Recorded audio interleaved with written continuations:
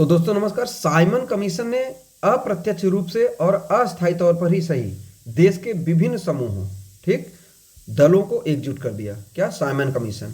तो Simon commission ने अप्रत्यक्ष रूप से अस्थायी तौर पर ही सही देश के विभिन्न समूहों को एकजुट कर दिया। इस क्वेश्चन का उत्तर का मतलब जो है अवलोकन करते हैं तो 1919 ईस्वी के अधिनियम की समीक्षा के लिए 1927 में सर जॉन साइमन की अध्यक्षता में भारतीय संवैधानिक आयोग का गठन किया गया और इस 7 सदस्यीय दल को कोई भारतीय प्रतिनिधि नहीं था। और कमीशन ने जो अनुशंसा की कि भारत में द्वैध शासन समाप्त कर प्रांतों को स्वायत्ता प्रदान की जाए और गवर्नर जनरल के अधिकारों को बढ़ाने का सुझाव दिया और भारतीयों में मताधिकार का विस्तार किया जाए, प्रांतीय विधानमंडलों के विस्तार और मुसलमानों को विशेष प्रतिनिधि दिया जाए और भारतीय विषयों पर विचार विमर्श के लिए काउंसिल का निर्माण हो और उसमें ब्रिटिश प्रांतों और देशी रियासतों के प्रतिनिधियों को स्थान दिया जाए और केंद्रीय विधानमंडलों का पुनर्गठन करने, केंद्र में भारतीयों को कोई उत्तरदायित्व नहीं देने, सेना के भारतीयकरण करने, भारत परिषद को सीमित अधिकार सहित बनाए रखने की बात की गई। परंतु इसने स्वराज के संदर्भ में कोई विचार नहीं दिए और भारतीयों को उत्तरदायित्व कार्यों के लिए भी अयोग्य करार दिया। और साइमन कमीशन के गठन की घोषणा होते ही कांग्रेस ने कमीशन के बहिष्कार का निर्णय लिया। डॉक्टर अंसारी ने घोषणा की कि भारतीय जनता को यह अधिकार है कि वह सभी संबद्ध गुटों का एक गोलमेज सम्मेलन या संसद बुलाकर उनके संविधान का निर्माण कर सके। ठीक है। और आयोग ने जानबूझकर भारतीयों को न शामिल करके उनके आत्मसम्मान को आहत किया। इसलिए कांग्रेस ने हर चरण में और हर रूप में कमीशन के बहिष्कार का निर्णय लिया। अन्य राजनीतिक दलों, मुस्लिम league, Hindu Mahasabha, communist party आदि ने भी बहिष्कार करने का निर्णय लिया। और नौजवान सभा के जुलूस का नेतृत्व लाला लाजपत राय ने किया, जिसमें वो घायल हुए। लखनऊ, पटना, कलकत्ता, मद्रास और अन्य जगहों पर साइमन विरोधी जुलूस निकाले गए। सबसे महत्वपूर्ण तथ्य यह है कि भारतीयों ने सर्वदलीय आधार पर अपने लिए संविधान की एक रूपरेखा तैयार की, जो नेहरू रिपोर्ट के नाम से प्रसिद्ध है।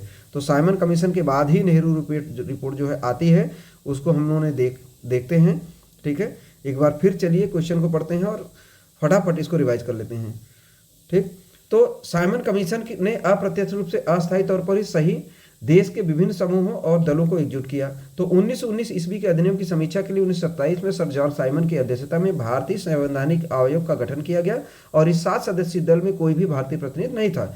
कमीशन ने अनुशंसा की कि भारत में द्वैध शासन समाप्त कर प्रांतों को स्वायत्ता प्रदान की जाए और गवर्नर जनरल के अधिकारों को बढ़ाने का सुझाव दिया जाए और भारतीयों में मताधिकार का विस्तार किया जाए, प्रांतीय विधानमंडलों के विस्तार और मुसलमानों को विशेष प्रतिनिधि दिया जाए और भारतीय विषयों पर विचार विमर्श के लिए काउंसिल का निर्माण हो और इसमें ब्रिटिश प्रांतों और देशी रियासतों के प्रतिनिधि मंडलों को स्थान दिया जाए, केंद्रीय विधानमंडल का पुनर्गठन हो और केंद्र में भारतीयों को कोई उत्तरदायित्व नहीं देना और सेना के भारतीयकरण करने, भारतीय परिषद को सीमित अधिकार सहित बनाए रखने की बात कही गई। परंतु इसने स्वराज के संदर्भ में कोई विचार नहीं दिया और भारतीयों को उत्तरदायित्व कार्यों के लिए भी अयोग्य करार दिया। साइमन कमीशन के गठन की घोषणा होते ही कांग्रेस ने कमीशन के बहिष्कार करने का निर्णय लिया। डॉक्टर अंसारी ने घोषणा की कि भारतीय जनता को यह अधिकार है कि वह सभी संबद्ध गुटों का एक गोलमेज सम्मेलन या संसद बुलाकर अपने संविधान का निर्माण कर सके। इसके अलावा आयोग ने जानबूझकर के भारतीयों को क्या किया, न शामिल करके उनके आत्मसम्मान को आहत किया।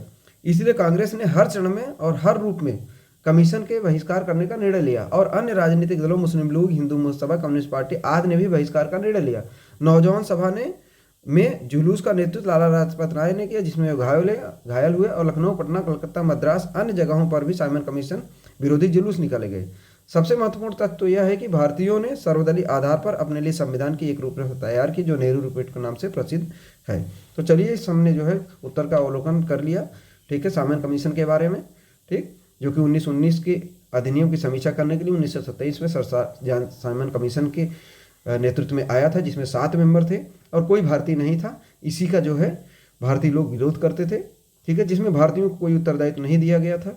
ठीक है, और जो स्वराज का जो विचार था उस पर भी विचार नहीं किया गया था, तो इसलिए जो भारतीय विरोध कर रहे थे और इसमें सर्वदलीय सभी जो दल हैं वो एकजुट होकर के विरोध किए। तो चलिए आज इतना ही क्वेश्चन का उत्तर का अवलोकन किया। धन्यवाद। कल जो है एक दूसरे प्रश्न के साथ हाजिर होंगे।